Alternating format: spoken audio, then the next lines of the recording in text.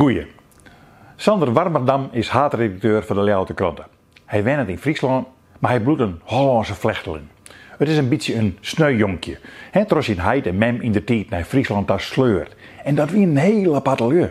Doet ze hier al jaren wennen, dan komt er nog geen woord Friesk. In tegenstelling tot gewone mensen.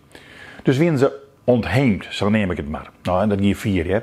De slachter in Stiens die praatte Friesk, net eens diep Friesk. Hij hield lang net meer hoe leren, want hij wist nou en ik wil rookvlees verkeepje. Maar ik dat kwam nooit bij vrouw Warmerdam in de tas. Het ontheemde jonkje Sander had de vrouw in West, maar is zo'n 2018 weer waarom. Dat hij 4 jaar haatredacteur is het dan net oer. Hij zei dat Friesland efter oprekkert door dit soort slachters, want elk moet verstaan kennen wat je zisse. En dat kan dus geen Fries wezen.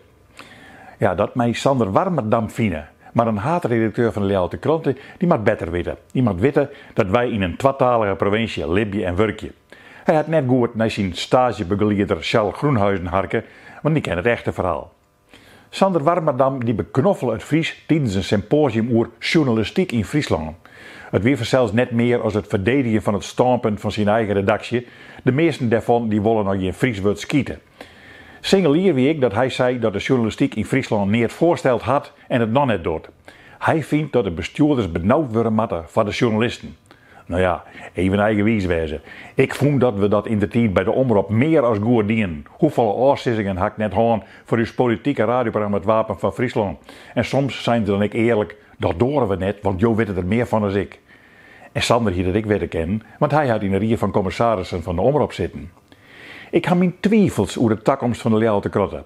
Haar verhaal ben hulp iets meer, nou ja, ze is het maar jusjes oer dreun. Dat is wat oors is beter. En dus doen ze haast neer in het Friesk, want elk mat haar nije opruiende tongetje beharkje kennen. De bazen van de Telegraaf, die ziegen voor Romme efter oer. Wisse hebben te plakkeringen, jongens. Sander had dien wat mem zei.